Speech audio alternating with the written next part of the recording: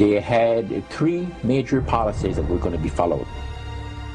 First, Lucifer says, we have to make sure that people, humans, get to believe that Satan and his angels do not really exist. You know, Roger, that's interesting because a recent research study report that I read indicated that in a national survey, I believe it's over 75% of people do not really believe in a real tangible devil. But there is one. Oh, yeah.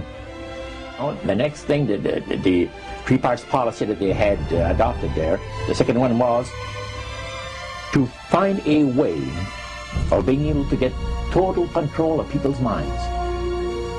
And that would be done by taking hypnotism out of the realm of the occult and introduce it as a new science for the benefit of mankind.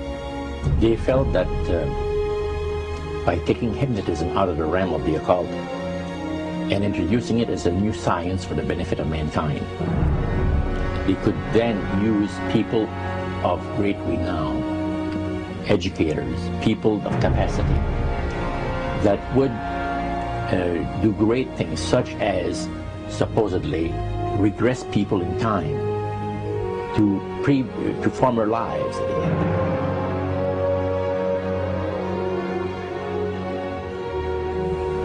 And of course, after the session is over, the person would not know a thing about ancient history.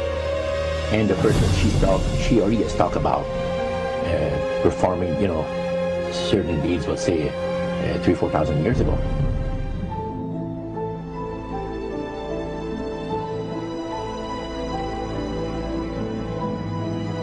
But this was their strategy. Now, what this would do for the thing is this, that it would create in the minds of the general public, solidly set in the mind of the general public, an unwavering trust in that great deception. So now this would be a way of de-Christianizing the Western world through the avenue of mysticism. The three things were, number one, that they did not want Satan did not want the human family to think that he or his angels existed. Right. The second point that you made had to do with taking control of people's minds. That's right. The third point was what? Was to destroy the Bible without burning it. Okay. See? And what was his strategy on that? On that, it was very interesting. Because after the Great General Council, it was decided that Satan would tutor Charles Darwin personally in setting up the principles of his theories of evolution. He was tutored by Lucifer himself, fallen Lucifer.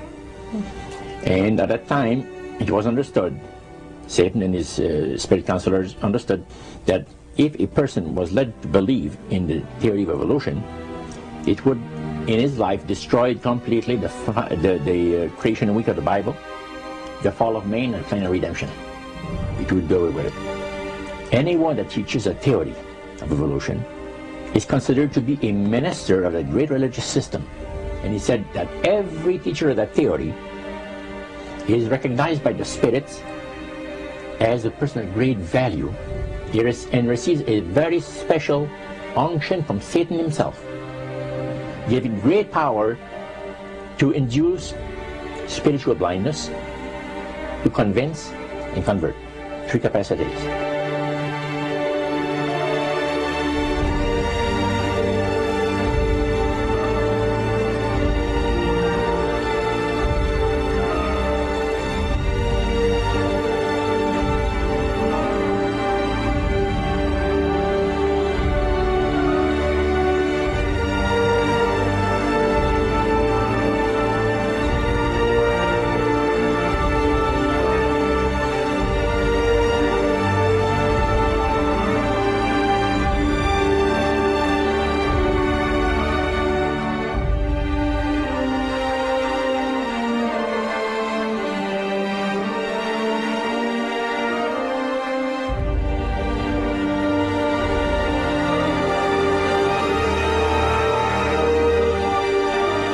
This is the grain plain, the Master's grain plain, for harvesting the nations, for harvesting the multitudes of the earth. and through his cause, just before the close of the great controversy between the forces of good and evil. It's going to be done in a unique manner.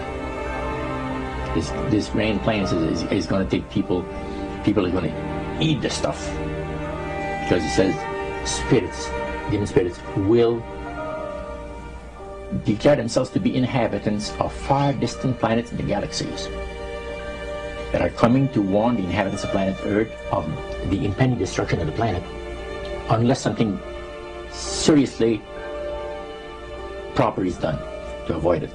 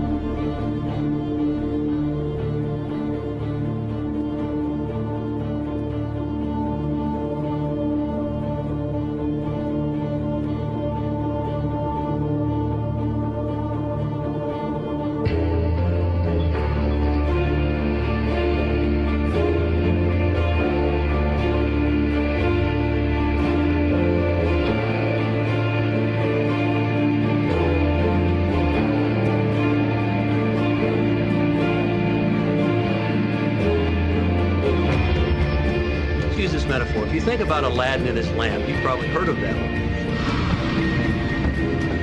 The genie always says one thing.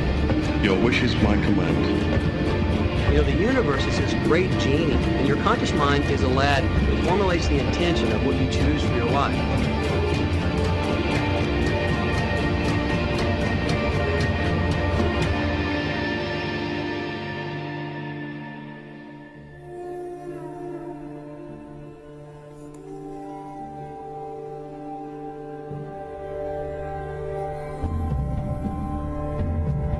At the very heart and core of all these secret societies lurks the Kabbalah. It is a method of encoding information through a system of mathematics and numbers. These people that belong to the secret societies never dared to write down in any language what they knew, what it was that they were guarding, because then someone could steal it and then the secret would be out.